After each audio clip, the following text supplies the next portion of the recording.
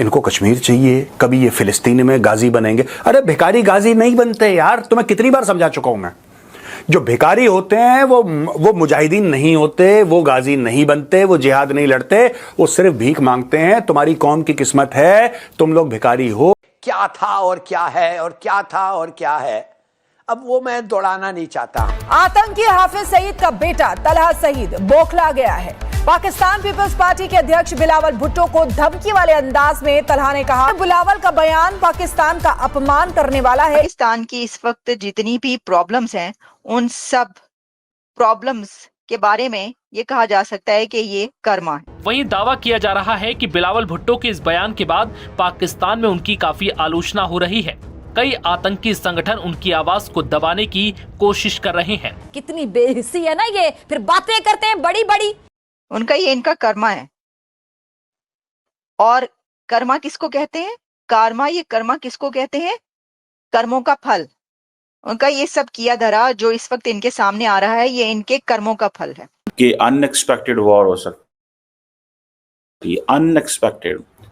So be prepared for the unexpected. भारतीय वजीर आजम नरेंद्र मोदी ने गुज़िश्ता हफ्ते पॉडकास्ट इंटरव्यू में पाकिस्तान को दहशतगर्दी का जिम्मेदार करार दिया। वी डोंट नो कि बिलावल भुट्टो की कितनी बैकिंग है हमारी डीप स्टेट के अंदर, लेकिन बिल्कुल बगैर किसी इशारे के उन्होंने ये बात कर दी, ये लगता नहीं है। चीन पाकिस्तान इकोनॉमिक कॉरिडोर पर बीएलए ने कब्जा कर लिया है। बलूचिस्तान में होशाब के लेवी फोर्स पोस्ट पर बीएलए और पाकिस्तानी आर्मी के बीच जमकर संघर्ष हुआ। बड़ी बदकिस्मती है कि हमारी reputation green passport is becoming rubbish and all over the world Pakistanis are being looked at with suspicion. Karma है जो पाकिस्तान फेस कर रहा है, ये पाकिस्तान के कर्मों का फल है। बिलावल भुट्टो ने एक इंटरव्यू दिया है अल जजीरा को, जिसमें उन्होंने बात कर दी है हाफिज सईद और मसूद अजहर को एक्स्ट्राडाइट करने की।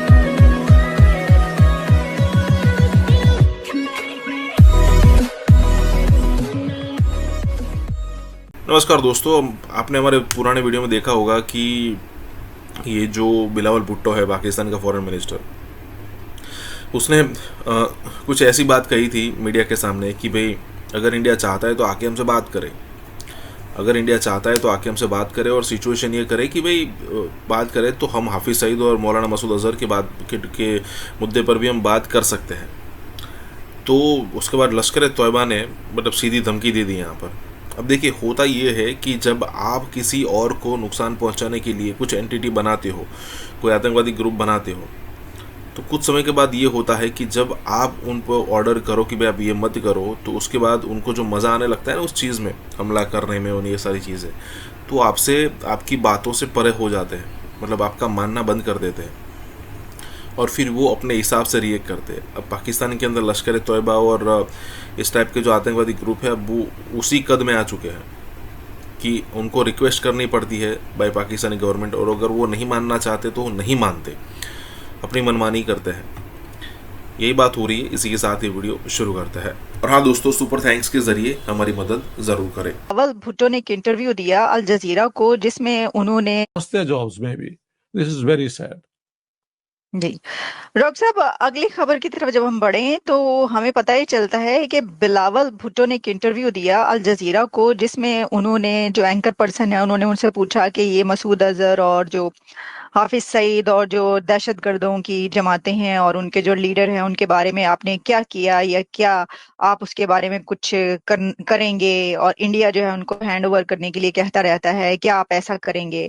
ऐसे कुछ सवालात उनसे किए गए, जिसके ऊपर उनका जवाब एक तो ये था कि मसूद अजहर अफगानिस्तान में है, पाकिस्तान में नहीं है। ठीक है, अच्छा। और दूसरा उन्होंने ये कहा कि हाँ, इसके बारे में सोचा जा सकता है, यानी इंडिया जो है वो इसके बारे में जो भी वो बैठे बात करे, टेररिज्म पे इशू ऐसा है, इसके ऊपर बात करने के लिए तैयार हैं, और हम जो है वो अगर ये सब चीजें हों तो हम ये चीज भी कर सकते हैं। तो डॉक्टर साहब, मेरे लिए तो ये बहुत ही अचंभे की बात है, यानी मैं तो हैरान और परेशान ही रह गई कि क्या हाफिज सईद और मसूद अजहर को हैंड ओवर किया जा सकता है? आप बताइए इसके ऊपर। देखें, ये भी बहुत बड़ी खबर है अगर बिलावल भुट्टो ने ये खुद ही अपनी तरफ से जवाब नहीं दे दिया, लेकिन after all he is Pakistan foreign minister है ना, क्यों जी कि नहीं है?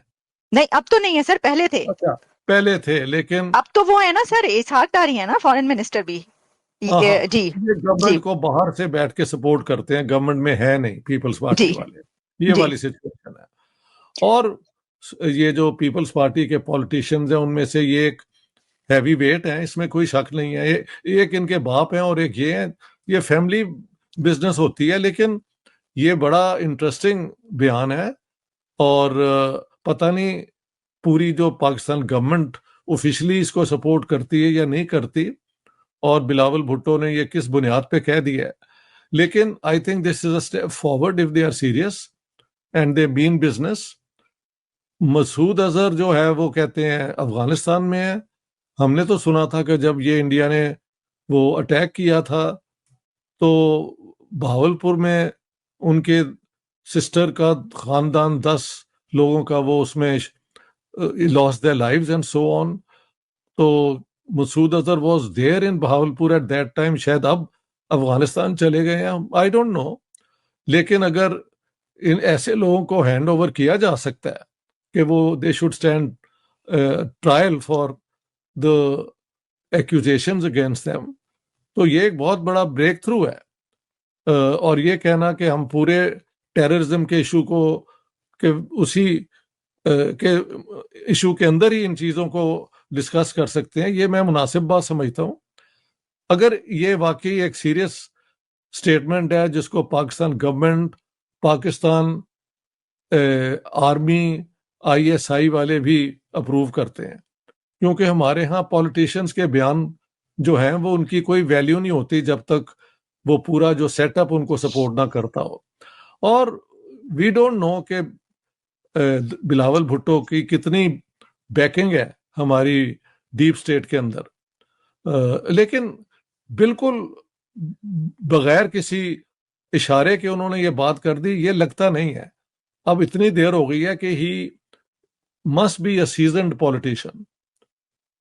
शशि थरूर की तरह ये भी is a good speaker in English, तो वो एक वो वाली वैल्यू भी है।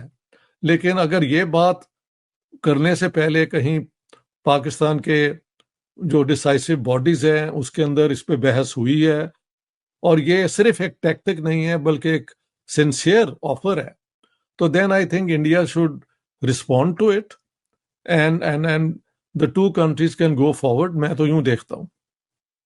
तो सर जो उन्होंने ये बात की कि अफगानिस्तान में, तो अगर अब अफगानिस्तान की तरफ से कोई जवाब आ गया तो फिर क्या होगा? नहीं, अब वी डोंट नो। अफगानिस्तान वाले कह सकते हैं जी यहाँ नहीं है या यहाँ है, तो this is for Bilawal Bhutto now to face this जो उन्होंने कहा है कि पाकिस्तान आज जिन भी हालात से गुजर रहा है, पाकिस्तान दुनिया को इसका जिम्मेदार ना ठहराए। पाकिस्तान की जो GDP है, इस वक्त पाकिस्तान अपनी तारीख के बदतरीन बहरान से गुजर रहा है। तो पाकिस्तान की जो GDP है ये रिफ्लेक्शन है उस टेररिज्म का जो उन्होंने दुनिया को एक्सपोर्ट की है। लिहाजा पाकिस्तान अपने हालात का जिम्मेदार दुनिया को ना ठहराए। ये कर्मा है जो पाकिस्तान फेस कर रहा है, ये पाकिस्तान के कर्मों का फल है। और वो रिप्लाई करते हुए उन्होंने ये कह दिया है कि पाकिस्तान की इस वक्त जितनी भी प्रॉब्लम्स हैं उन सब प्रॉब्लम्स के बारे में ये कहा जा सकता है कि ये कर्मा है उनका, ये इनका कर्मा है। और कर्मा किसको कहते हैं? कर्मा, ये कर्मा किसको कहते हैं? कर्मों का फल। उनका ये सब किया धरा जो इस वक्त इनके सामने आ रहा है, ये इनके कर्मों का फल। तो भारत के वजीर आजम नरेंद्र मोदी ने एक दफ़ा फिर ये कहा है कि जनाब ऑपरेशन सिंदूर में 100% अचीवमेंट ली भारत की फौज ने, और दुनिया जो है इस वक्त इंडिया की फौज की तरफ भाग रही है। इंडियन मिलिट्री पावर को जो है वो अट्रैक्ट किया उसने। अब आपको पता है ये बेसिकली मॉनसून पार्लियामेंट का जो सेशन शुरू हुआ है और उन्होंने इसको कहा है कि ये सेलिब्रेशन ऑफ विक्ट्री है, और उसमें एक ग्रुप कैप्टन थे, उनकी अचीवमेंट्स की भी उन्होंने बातें की। अच्छा, दो चीज़ें हैं इसमें। एक तो ये है कि प्राइम मिनिस्टर मोदी ये कह रहे हैं कि जनाब आपने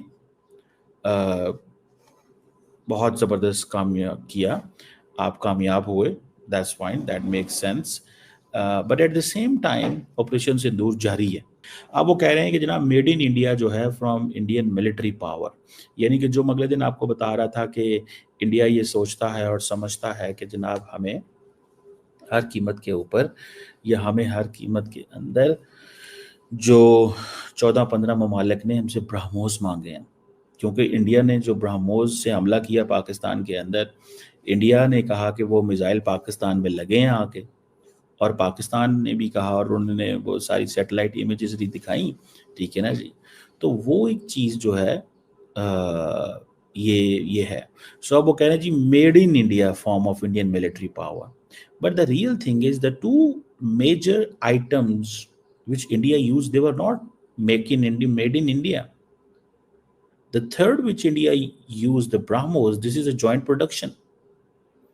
So मोदी साहब बेसिकली अपनी इंडिया की जो प्रोफाइल है उसको बहुत आगे लेके जाना चाहते हैं, that's why he is speaking in this way. जैसे ब्रह्मोस इंडिया ने बनाया है, बिल्कुल इम्पोर्टेंट, इंडिया ने उसको इंडिया बेच भी रहा है। अब आपको पता है ये बेसिकली मॉनसून पार्लियामेंट का जो सेशन शुरू हुआ है, और उन्होंने इसको कहा है कि ये सेलिब्रेशन ऑफ विक्ट्री है। हम अभी देखें रिसेंटली जो एक चला था टीआरएफ, एक ऑर्गेनाइजेशन है जिसको कहा गया कि जी ये टेरर ऑर्गेनाइजेशन के उसके ऊपर उनको लेके जाया गया। यहाँ पर जी हमारे डिप्यूटी प्राइम मिनिस्टर इसाक डार साहब जो है, उनका एक क्लिप बड़ा वायरल है जो होपफुली आपने देखा होगा, जिसमें वो डिफेंड करते हुए दिखाई दे रहे हैं। क्या आपको वजह लगती है कि हाफिज सईद, मसूद अजहर या टीआरएफ और इस तरह की जितनी ऑर्गेनाइजेशंस हैं जिनको टेरर ऑर्गेनाइजेशन जो है यूएन ने तक डेजिग्नेटेड टेरर ऑर्गेनाइजेशन कहा है, उनको हम बचाते हुए क्यों दिखाई देते हैं? क्या वजह दिखती है? क्योंकि आप पाकिस्तानी फौज की प्रॉक्सीज है ना, ये पाकिस्तानी फौज के लिए काम करते रहे हैं। पाकिस्तानी फौज ने जो इस तरह के काम करवाने होते हैं, इंडिया में दहशतगर्दी करवानी होती है, उसके लिए वो हाफिज सईद का इस्तेमाल करते हैं, मौलाना मसूद अजहर का इस्तेमाल करते हैं। और अब हाफिज सईद की लश्कर तैयबा चूंकि बैन हो चुकी थी, तो उन्होंने उसका एक नया विंग लॉन्च किया, द रेजिस्टेंस फ्रंट। आप इस बात के ऊपर गौर कीजिए कि पिछले दिनों बड़ी वाहवाह हुई कि जनाब पाकिस्तान के army chief general Asim Munir ने डोनाल्ड ट्रंप से मुलाकात की। बड़ी वाहवाह हुई कि बिलावल भुट्टो जो थे अपने साथ शहरी रहमान और दीगर पार्लियामेंटेरियंस को लेकर अमेरिका गए, और उन्होंने बताया कि किस तरह भारत ने आपके साथ ज्यादती की है। मुझे नहीं पता कि उस दौरे का मकसद पाकिस्तान की सिफारती कामयाबी थी, क्योंकि हमारे एक दोस्त जो थे न्यूयॉर्क में बता रहे थे कि शहरी रहमान जो थी वो 3-4 घंटे की इस एक्टिविटी के बाद, सोशल मिलन के बाद गुची के बैग ढूंढने निकल जाती थी, ठीक है, और उनको एक बैग पसंद आता था वो लेकर आती थी, अगले दिन वो बैग रिप्लेस करवाने के लिए उसी स्टोर के ऊपर पहुंची होती थी। तो ये आपका पार्लियामानी वक्त कर रहा था। लेकिन अगर बिलावल भुट्टो की और आईएसपीआर की ये बात दुरुस्त तस्लीम कर ली जाए कि पाकिस्तान ने आलमी बरादरी के सामने भारत के मामले पर अपना मौकफ कामयाबी से रखा, तो कल अभी अमेरिकन स्टेट डिपार्टमेंट ने कहा है कि पहलगाम हमले के अंदर हाफिज सईद का रेजिस्टेंस फ्रंट मुलव्वस था, तो फिर आपकी सिफारती कामयाबी जो है आप कम से कम उसको अपने मुंह पर मार लीजिए। आरजू काज़मी, ये मैं इन लोगों को कह रहा हूँ। और दूसरी तरफ वो कहीं ना कहीं इंडिया को भी सपोर्ट करते दिखाई देते हैं, तो ये आखिर चल क्या रहा है? मतलब हाफिज सईद वगैरह के ऊपर कोई एक्शन नहीं हो रहा? इसको अंग्रेजी में good cop bad cop policy कहते हैं, क्योंकि अमेरिका जो है उसका इंडिया एक बहुत बड़ा ट्रेडिंग पार्टनर है। अमेरिका और इंडिया के जो ट्रेड वॉल्यूम है वो बिलियंस ऑफ डॉलर्स में है, और उसके मुकाबले में पाकिस्तान के साथ उनका ट्रेडिंग वॉल्यूम अमेरिका का बहुत कम है। लेकिन इस इलाके में इंडिया को उसकी रीजनल हेजेमनी को चेक करने के लिए अमेरिका ने पाकिस्तान आर्मी को एक बख्शू के तौर पर रखा हुआ है, और पाकिस्तान आर्मी को इस बात का बहुत अच्छी तरह से अंदाजा है कि इस रीजन में आलमी ताकतों की आशीर्वाद के ऊपर वो ये सब कुछ करती है। वो इंडिया की जो रीजनल हेजेमनी है उसको चेक में रखने के लिए जो इंटरनेशनल एस्टेब्लिशमेंट है वो पाकिस्तान मिलिट्री का इस्तेमाल करती है, और पाकिस्तान मिलिट्री जो है आगे से अपने लोगों को बताती है कि इंडिया तुम्हारा कितना बड़ा दुश्मन है। क्योंकि मैं ये समझता हूं कि जब तक पाकिस्तान और इंडिया के दरमियान तालीमी, तिजारती और सकाफती ताल्लुकात नहीं होंगे, तब तक इस खित्ते में खास तौर पर पाकिस्तान के लोगों की जो खुशहाली है वो इम्पॉसिबल है। आरजू, लेकिन आपको क्या लगता है कि आज के दौर में क्या ये सब कुछ इतना आसान? हमारी कंट्रीब्यूशन 0 भी नहीं है, इसलिए हमारा रोल इस दुनिया में 0 भी नहीं है।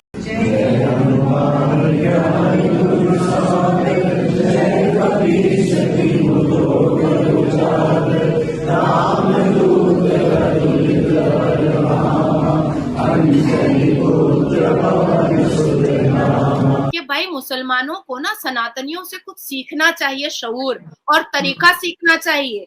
ऐसा इतिहास में पहली बार हुआ है जो ब्रिटेन संसद में हनुमान चालीसा का पाठ किया गया। All the other religions in the world have caused a lot of deaths and wars, right? And the land of India and the land where Hinduism reigns here, they have never gone to another country, invaded it and asked them to convert. ये जो चीज है, ये बहुत, जिसे आप कहते हैं, इसको आप you can't take it easy. सिर्फ महिलाओं को इज्जत देना नहीं, मुसलमानों को सीखने की जरूरत है सनातनी से। इवन किस तरह से जिंदगी को बहुत खूबसूरत बनाया जाता है, भैया को सैया ना बनाया जाए। पाकिस्तानी एक्सपर्ट्स ने बात की है कजन मैरिजेस पर। एक रिपोर्ट शाया हुई है जिसकी वजह से बच्चे अपाहिज पैदा होते हैं। Right. Where Hinduism, you cannot actually convert into it. Right. You can practice it. Right. But you cannot convert. Right. Hindu मजहब को आए हुए तकरीबन 200, 300, 400 साल हुए। इस्लाम को आए हुए ठीक है, जितने नहीं आप देखें, आप हिस्ट्री थोड़ा सा अगर जाने, ठीक है, तो सबसे पुराना जो मजहब है शायद ये हिंदुइज्म ही सबसे पुराना मजहब। It will not happen like that going forward. And Bharat, उन्होंने बोला कि Bharat is already started exercising it's options. लेकिन इंडिया ने तब भी उनसे पेट्रोल और बाकी चीजें इंपोर्ट की और उसको बहुत डिस्काउंटेड प्राइस पे परचेज की और बाद में फिर इन्हीं यूरोपियन कंट्रीज को उसने बेचा। हाँ बिल्कुल। सबसे पुराना धर्म ऋग्वेद, अथर्ववेद, सामवेद, यजुर्वेद, जम्बूद्वीप है, भारत खंड है, भारतवर्ष। ये बात हमने देखी है, योगा देखें, जगह जगह जो है आपको योगा सेंटर्स मिलते हैं। लेकिन मेरे लिहाज से इंडियन फिलॉसफी में जो डेप्थ है, जो गहराई है, जो प्रोफाउंडनेस है, वो आज भी इसके पढ़ने वालों को है।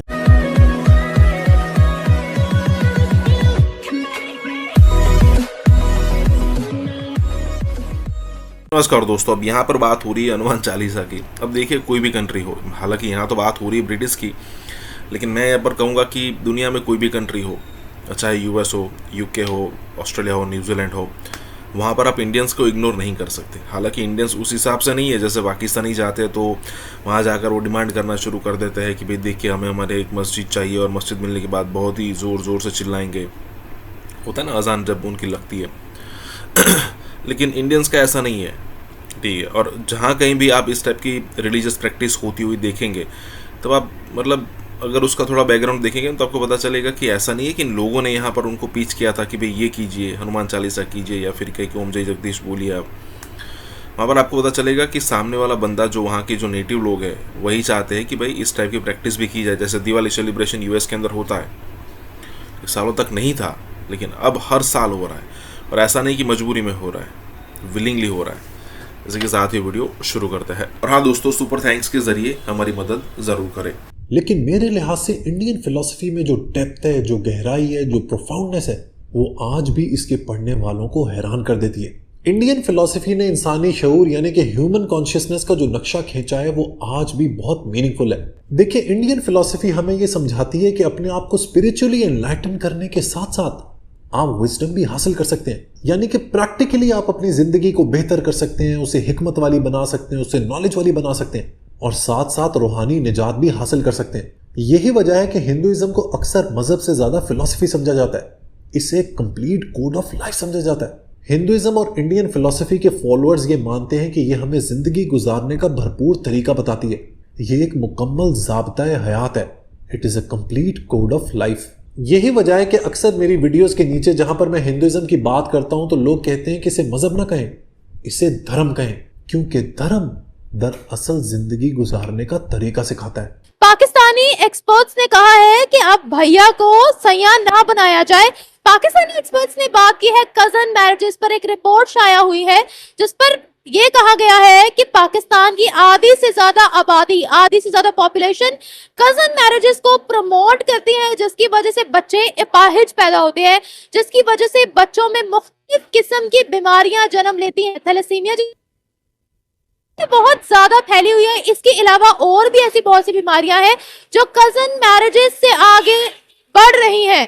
आवाम की तरफ बढ़ते हैं, स्पेशली गर्ल्स से इस चीज पर रिएक्शन लेते हैं कि क्या पाकिस्तान के अंदर कजन मैरिजेस भैया को ही सैया बनाना चाहिए या नहीं, क्या इस चीज को प्रमोट करना चाहिए या फिर इसको ऑफिशियल लेवल पर बैन करना चाहिए। पाकिस्तानी गर्ल्स के रिव्यूज लेते हैं, मिलते हैं वीडियो के एंड पे। देखिए, मुझे ये जो कजन मैरिजेस है बिल्कुल ही नापसंद है। मुझे तो मतलब कि अच्छी नहीं लगती। मैं इसके बिल्कुल हक में नहीं हूँ। पहली बात तो इतनी ज़्यादा डिजीजेज होती है जिनका मैं जिक्र भी नहीं कर सकती। ये बेसिकली जब भी कजन मैरिज होती है उसकी वजह से एक रिसेसिव डिसऑर्डर हो जाता है, जेनेटिक्स में एक डिसऑर्डर आ जाता है जिसकी वजह से थैलेसीमिया हो जाता है, जो बेसिकली एक ब्लड डिसऑर्डर और सिस्टिक फाइब्रोसिस भी हो जाता है। और क्योंकि ये मेरी बहन के साथ हो चुका है, जी ये मेरी बहन के साथ हो चुका है, तो मैं इसके बिल्कुल हकदार नहीं हूँ। मैं किसी को भी रेकमेंड नहीं करूँगी। मुझे लगता है ये जो पुरानी रस्में और रवायात है हमें इनको बिल्कुल रोक देना चाहिए, क्योंकि अब हम पढ़ चुके हैं, हम लिख चुके हैं, हमें ये चीज प्रमोट नहीं करनी चाहिए। आपके पेरेंट्स की लव मैरिज कजन मैरिज हुई थी? कजन मैरिज हुई थी लेकिन लव मैरिज नहीं थी मेरे पेरेंट्स की। अच्छा मुझे ये बताया कि पाकिस्तान के अंदर ये बड़ा ट्रेंड है जिसको बचपन से आप भाई भाई भाई भाई कहते हो, उसको बाद में अपना सैया बनाना पड़ता है, ऐसा क्यों है? और आपको पता है ज्यादा फैमिलीज भी इस चीज को ही प्रमोट करती हैं कि आपकी फैमिली के अंदर ही शादी हो। मुझे लगता है वो ये चीज इसलिए ज्यादा प्रमोट करते हैं, पहले तो उनको ये लगता है कि अगर रिश्तेदारों में शादी हो तो लड़की का नाम रहता है, उसकी इज्जत रहती है कि किसी और को आप अपनी लड़की के साथ भरोसे में नहीं दे सकते कि वो किस तरह उसको ट्रीट करे। लेकिन फिर भी फैमिली के अंदर अगर कुछ रहेगा तो आप उसको किसी न किसी तरीके से उसका हालिया नतीजा निकल ही आता है। पहली बात तो मुझे ये लगती है। दूसरी बात मुझे ये लगती है कि क्योंकि ये इतना हेविली हमने प्रमोट किया कि लड़कियों को लगता है और लड़कों को भी लगता है कि ये जो लव करना कजन्स के बीच में बिल्कुल सही है, तो इसको अगर हम कम प्रमोट करेंगे तो खुद मतलब कि ये मेंटालिटी बन जाएगी कि हम जो है ना नहीं सोचेंगे, उनको भाई के अलावा नहीं सोचेंगे। अभी तो सिर्फ भाई का टाइटल ही दिया हुआ है, उसके अलावा तो कुछ नहीं है। भाई के साथ ही बाद में शादी करवा देते हैं, ये कैसे रस्म रिवाज है? और फिर कहते हैं कि इस्लाम के अंदर इस चीज की इजाजत दी गई है। भाई ये मतलब कैसे अपनी बातों को जस्टिफाई करते हैं और साइंस को तो बिल्कुल भी नहीं मानते। मुझे लगता है कि ये सारी जो है ना पुरानी कंडीशनिंग है हमारे दिमाग की। देखिए पहले इतने ज्यादा इंसान इस दुनिया में नहीं थे तो कजन मैरिज करनी पड़ती थी, वो सिर्फ ओनली वे था ताकि आप अपनी पॉपुलेशन बढ़ा सके। अब तो ऐसा कोई मसला नहीं है। और अब तो मतलब कि क्योंकि बार बार एक ही लाइन में, और वो भी मतलब कि पहले कजनों के साथ आप करते रहेंगे तो आपकी डिजीजेस खुद बढ़ जाएंगी। इसलिए मुझे लगता है कि वो इस चीज को बार बार इसलिए करते हैं क्योंकि वो मानना ही नहीं चाहते कि असल रियलिटी और असल ट्रूथ क्या है। आपकी मदर भी पहले आपके फादर को भाई कहती होंगी शादी से पहले? भाई कहती थी, वो भी मतलब एक दूसरे से मिलते जुलते थे, उनकी कोई खास दोस्ती वगैरह नहीं थी, बस उनको करवा दिया गया, उनकी शादी बस करवा दी गई, जबरदस्ती करवा दी गई। जी जबरदस्ती बस शादी उनकी करवा दी गई। ये पुराने रस्मों रिवाजों को देखते हुए? जी बिल्कुल इसी वजह से करवा दी गई थी। अच्छा ये बताएगा, एक तो इस्लाम के अकॉर्डिंग अगर हम बात करते हैं तो हक महर आधा हो जाता है अगर आप कजन मैरिज करवाते हो, एज कम्पेयर टू अगर आप के नॉन रिलेटिव्स हैं तो आपको पूरा हक महर देना पड़ता है। लेकिन जब आप अपने रिश्तेदारों के अंदर कजन मैरिजेस करवाते हो तो वही हक महर आधा हो जाता है। क्या ये भी तो एक वजह नहीं है कि आप जिसको बचपन के साथ भाई भाई भाई भाई कहते हो, इस चीज को सामने रखते हुए वो कजन मैरिजेस फिर भी प्रमोट करते हैं? जी देखिए, जैसे कि आपने पहले जिक्र किया था कि कजन मैरिजेस अब क्यों प्रमोट करते हैं, मैंने कहा था इज्जत की वजह से। एक बात ये भी कि लोग ज्यादा खर्चा नहीं करना चाहते शादियों के ऊपर। लोगों को लगता है कि अगर हमने कजन में करती मैरिज तो उनका मतलब कि काम खर्चा लग जाएगा और उनको इतने ज्यादा पैसे नहीं देने पड़ेंगे कि घर की बात है कि बाद में सब कुछ हम सेटल कर लेंगे। इसलिए मुझे लगता है कि कजन मैरिजेस को तो बिल्कुल ही रोक देना चाहिए इस वजह की वजह। कर दें? जी बिल्कुल बैन कर दे, लॉ रखे उसके अगेंस्ट, रेगुलेशंस हो, मेंटेनेंस हो। इसका डायरेक्ट नुकसान किसको होगा? बांग्लादेश को। अच्छा। जिसका 3 साइड से बॉर्डर लग रहा है इंडिया के साथ। एक ऐसा कंट्री जिसने आपको चारों साइड से घेरा हुआ है, जिसके मफादात जिससे आपके मफादात जुड़े हुए हैं। चाइनीज एस्टेब्लिशमेंट पाकिस्तान की एस्टेब्लिशमेंट से पीछे हट रही है। आसिम मुनीर की पैंट उतार कर पिटाई हुई है, will not believe it. Chinese establishment Pakistan की एस्टेब्लिशमेंट के साथ अपने रिलेशनशिप को डाउनग्रेड कर रही है, कर चुकी है। कि वो लंच भी फ्री नहीं था, ये तो हमें बाद में पता चलेगा ना कि कैसी भारी कीमत अदा की हमने। हमने इससे पहले भी कहा था और हम बार बार इसको कहते हैं कि चीन के इस हवाले से शदीद किस्म के कंसर्न है। पाकिस्तान और चाइना के बीच में जो दोस्ती है उसमें यकीनन अमेरिका में लंच खाना जो है वो कहीं ना कहीं थोड़ा सा प्रॉब्लम या थोड़ी सी दिक्कत जरूर दे रहा हो। अभी क्योंकि इंडिया कहता है जी हमने $5 बिलियन की लाइन ऑफ क्रेडिट दी है और असिस्टेंस दी है श्रीलंका को $5 billion. $5 billion is a lot of money, ये को मजाक थोड़ा। आसिफ मुनीर यहाँ बैठा हुआ है और जूते खा रहा है। मजा आ गया देखकर, पूरा सोशल मीडिया भरा हुआ है यहाँ पर ये दिखाने के लिए कि आसिफ मुनीर को कैसे लाते पड़ रही हैं, घूसे पड़ रहे हैं और थप्पड़ पड़ रहे हैं। मजा आ गया देखकर भाई, क्योंकि इन्होंने डबल प्ले करने की कोशिश करी पाकिस्तानियों ने, कि उन्होंने यानी चाइनीज ने जो बुलाया है या चाइनीज गवर्नमेंट ने जो हमारे बड़े अब्बू जी यानी कि फील्ड मार्शल साहब को बुलाया है, तो क्या उन्होंने लंच के बाद हजमुला खिलाने के लिए बुलाया? पाकिस्तान की इंडिया से ट्रेड बंद हुई तो हमारे आप देखें कि महंगाई कितनी ज्यादा नजर आ रही है। सही बात है। अगर बांग्लादेश की भी बंद हो जाएगी, ऑलमोस्ट तो बंद ही है। हाँ। अगर बिल्कुल बंद हो गई तो बांग्लादेश भी गया, रोड पे आ जाएगा। क्या चाइनीज एस्टैब्लिशमेंट पाकिस्तान की एस्टैब्लिशमेंट को खुल्लम खुल्ला या बहुत एक कह लें कि अपने तरीके से डिस्प्लेजर का मैसेज और पैगाम दे रही है? क्योंकि अजीत डोभाल मिले थे। अब पाकिस्तान अगर किसी एक आदमी से डरता है भारत में तो वो नाम है अजीत डोभाल। अजीत डोभाल, उसके बाद जयशंकर मिलते हैं, और जयशंकर वहीं तक नहीं, वो जिनपिंग से जो प्रेसिडेंट है चाइना के, उनसे भी जाके मिलते हैं। पाकिस्तान में चीन के नागरिकों पर जो हमले हो रहे हैं उस पर नाराजगी जताई। और general Munir, so called field marshal of Pakistan, publicly humiliated.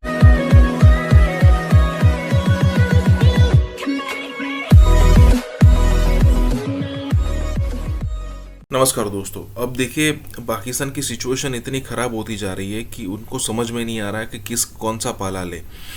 देखिए, अब अमेरिका की तरफ से जब उनको हेल्प मिलना बंद हो गई तब उन्होंने आसानी से चाइना का दामन थाम लिया।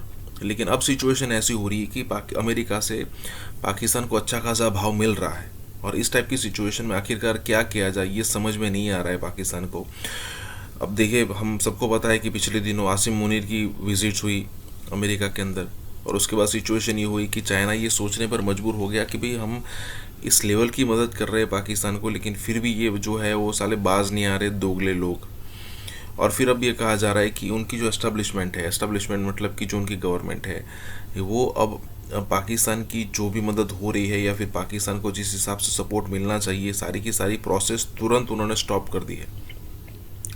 अब देखिए, एक ही कंट्री के ऊपर तो चलता है, अमेरिका तो कई बार गालियाँ देकर निकल जाता है, लेकिन एक ही कंट्री के ऊपर तो पाकिस्तान चलता है, और वो है चाइना। और अगर चाइना ने भी ऐसा कर दिया तो देखिए आने वाले दिनों में क्या होता है। इसी के साथ ये वीडियो शुरू करते हैं। और हाँ दोस्तों, सुपर थैंक्स के जरिए हमारी मदद जरूर करें। कि उन्होंने यानी चाइनीज ने जो बुलाया है, या चाइनीज गवर्नमेंट ने जो हमारे बड़े अब्बू जी यानी कि फील्ड मार्शल साहब को बुलाया है, तो क्या उन्होंने लंच के बाद हजमुला खिलाने के लिए बुलाया? मुझे भी ऐसे ही लगता है कि हो सकता है हजमुला वो दे दें। और जाहिर है कि अमेरिका में तो हजमुला नहीं मिलती होगी, तो चाइना में हो सकता है मिलती हो, इसलिए कि बहुत सी चाइनीज प्रोडक्ट्स ऐसी हैं जो भारत में मिलती हैं, तो हो सकता है भारत की कुछ प्रोडक्ट्स भी वहां मिलती हों। बहरहाल कई लोगों का कहना यह है कि जी पाकिस्तान और चाइना के बीच में जो दोस्ती है उसमें यकीनन अमेरिका में लंच खाना जो है वो कहीं ना कहीं थोड़ा सा प्रॉब्लम या थोड़ी सी दिक्कत जरूर दे रहा होगा। और उसका रीजन यही है कि चाइना जो है वो यकीनन परेशान होगा कि अब ये पाकिस्तान कौन सी गेम खेल रहा है। अभी तक तो हमने जी डबल गेम, आपको पता ही हम अक्सर ही खेला करते हैं, और जी हमारी आदत सी पड़ गई है। तो चाइना के साथ भी चाइना को यही खतरा होगा कि अगर चाइना के साथ दोस्ती है और अमेरिका के साथ भी दोस्ती बन जाती है तो पाकिस्तान किस तरह से अपनी चीज को या अपने फॉरेन पॉलिसी को लेकर चलेगा। लेकिन हाँ, ये जरूर है कि जी कहा यह जा रहा है कि जो फील्ड मार्शल साहब गए चाइना, तो वो ये बताने के लिए गए कि जी आप बिल्कुल फिक्र मत कीजिए, आपके जो वर्कर्स आ रहे हैं ना सीपीसी में काम करने के लिए, उनकी सिक्योरिटी के लिए हम लोगों ने हर चीज को हाई अलर्ट पे कर दिया है। यानी पहले जो है वो इनको बीएलए वाले और कभी टीटीपी वाले और कभी कौन जो है वो चाइनीज वर्कर्स को आपको मालूम ही है कि अक्सर ही बेचारों को टारगेट करते हैं, और 2-4 को या कई बार तो उससे भी ज्यादा नंबर्स जो हैं उनकी जानें चली जाती हैं। तो उसके लिए जी पाकिस्तान ने कहा अब हम ये नहीं होने देंगे, हो ही नहीं सकता। लेकिन मैं ये बता दूं कि ये वाली स्टेटमेंट हम हर बार देते हैं, और इस तरह ज्यादा हमें आदत हो गई कि मुझे लग रहा है कि हमारे जो ऑफिशियल्स हैं या हमारी जो गवर्नमेंट है और हमारे जो भाई लोग हैं उन्होंने शायद ये स्टेटमेंट लिखवा के रख दी होगी अपने ऑफिस में, और कहा होगा बस जी जैसे ही कोई चाइनीज को टपका दे तो ये स्टेटमेंट दे देना, हम होने नहीं देंगे, हम इन टेररिस्ट को पकड़ के रहेंगे, हम इन्हें कहीं जाने नहीं देंगे, ये चाइनीज पे हमला नहीं कर सकते, हमने उसको हाई अलर्ट पे कर दिया, ये कर दिया, वो कर दिया। यही बातें सुन सुन के मुझे लग रहा है चाइनीज गवर्नमेंट जो है उनके भी कान पक गए होंगे और पक के अभी गिरने वाले होंगे कि उन्होंने कहा होगा इनको बुला लो और इनसे पूछो कि भैया ये बताओ कि अमेरिका में जो है वो जो आप रोटी खाकर आए हो, जो आप लंच करके आए हैं, तो उस बीच में बात क्या हुई? क्योंकि जाहिर है कि ऐसा तो हुआ नहीं होगा कि डोनाल्ड ट्रंप ने फ्री में रोटी खिला दी और कोई डिमांड नहीं की। हो सकता है उन्होंने कहा कि जी अगर हम ईरान पे अटैक करेंगे तो आपने एकदम खामोश रहना है, और अगर हम मतलब इजराइल को आपसे कहें कि इजराइल को आप तस्लीम कर लीजिए तो फिर कर लीजिएगा। लेकिन क्या बात हुई है पता नहीं। लेकिन पाकिस्तान ने क्या सोचा था कि पाकिस्तान के जो फील्ड मार्शल साहब हैं, यानी जो सबसे ऊपर की पोस्ट, वैसे मैं इन्हीं को समझती हूँ, वैसे कहा तो ये जाता है कि ये गवर्नमेंट के अंडर होती है, इनकी जो इंस्टीट्यूशन है वो गवर्नमेंट के अंडर होती है, हर चीज ये गवर्नमेंट से पूछ के करते हैं, लेकिन होता उल्टा है, ये तो सभी जानते हैं, ठीक है ना। तो इसलिए मुझे उस बहस में पढ़ने की जरूरत ही नहीं। वैसे ही मैं, आपको पता है, कभी मेरा चैनल बंद करते हैं तो कभी कुछ, कभी मेरा बैंक बंद कर देते हैं, कभी क्या कर देते हैं। तो इसलिए मैं ये बता रही थी कि इन्होंने सोचा होगा कि जी ये जाएंगे और ये लंच खाएंगे, तो उसके बाद क्या सोचा कि चाइना क्या कहेगा, सरदार, यानी कि चाइना जो इस वक्त हमारा सरदार है, सबसे ज्यादा पैसा तो इस वक्त चाइना का ही यहाँ पर सीपीसी में लगा हुआ है, और अभी हम और उम्मीद लगा रहे हैं कि चाइना अभी हमें और पैसा देगा। लेकिन ये कि वो जाकर अमेरिका में लंच करेंगे और चाइना क्या कहेगा, चाइना हमारा सरदार है, वो क्या कहेगा, सरदार बड़ा खुश होगा, शाबाशी देगा? जी नहीं, सरदार बुलाएगा और पहले तो हजमुल्ला की गोली देगा और उसके बाद कहेगा कि अब बताओ बेटा कि क्या हो रहा है। तो फिर जाहिर है कि बताना तो पड़ेगा ही। लेकिन अब बात सारी ये कि चाइना से एक बार फिर हम ये उम्मीद लगा के बैठे हैं कि वो कुछ पैसे और देगा। आसिफ मुनीर यहाँ बैठा हुआ है और जूते खा रहा है। मजा आ गया देखकर। पूरा सोशल मीडिया भरा हुआ है यहाँ पर ये दिखाने के लिए कि आसिफ मुनीर को कैसे लाते पड़ रही हैं, घूसे पड़ रहे हैं और थप्पड़ पड़ रहे हैं। मजा आ गया देखकर भाई, क्योंकि इन्होंने डबल प्ले करने की कोशिश करी पाकिस्तानियों ने, और ये रियल लाइफ जियोपॉलिटिकल थ्रिलर है जो मैं अपने आंखों के सामने देख रहा हूं। भाई जयशंकर जी आए थे, क्या स्वागत हुआ था, मजा आ गया देखकर। और वहां पर डील्स करके गए हैं, और यहां पर ये आदमी आसिफ मुनीर यहां पर हीरो बन के आया था, और उसको पता लगा ये तो एक सिर्फ पैदा है छोटा सा, जिसकी कोई वैल्यू नहीं है। और general Munir, so called field marshal of Pakistan, publicly humiliate हो रहा है। चाइना ने एक ही बात बोली, भाई तुम्हें पैसे हमने दिए, तुम्हारा सीपैक के अंदर हमने तुम्हें पैसे दिए हैं, तुम्हारी तरक्की कराने के लिए काम किया है, और तुम नोबेल प्राइज शी जिनपिंग को नहीं बोल रहे हो, डोनाल्ड ट्रंप को बोल रहे हो कि तुम्हें नोबेल प्राइज दिया जाएगा। हथियार तुम्हें हमने दिए, कोऑर्डिनेट्स हमने दिए, सैटेलाइट की इमेज तुम्हें हमने दी, और न्यूक्लियर जो तुम्हारा युद्ध है उसको करवाने के लिए जो कुछ चाहिए था हमने दिया, फाइटर प्लेन भी हमारे, और नोबेल प्राइज डोनाल्ड ट्रंप को। और ग्वादर का जो एरिया है वो तुम हमें बेच चुके हो, और उसी को उठा के तुमने अमेरिका को बेच दिया पैसे लेने के लिए, वो भी क्रिप्टो की तुमने उनके साथ डील कर ली। और इसके साथ साथ 10 चीजें और भी हैं जो उनको आईना दिखाया गया इसको। रीजन बीइंग, ये यहां पर आया था आसिफ मुनीर पैसे मांगने के लिए कि सीपैक के ऊपर थोड़े से और पैसे हमारे ऊपर नौछावर किए जाए। उन्होंने आईना दिखा दिया, यानी कि आसिफ मुनीर को एक कमरे में लेकर ग्रिल किया गया जैसे कि गद्दार को किया जाता है, और उसको आवाज नहीं निकल रही आसिफ मुनीर की। ऐसी इंसल्ट आपने इंटरनेशनली कभी भी थप्पड़ पड़ते हुए नहीं सुने होंगे, पूरे दुनिया को सुनाई दे रहे हैं।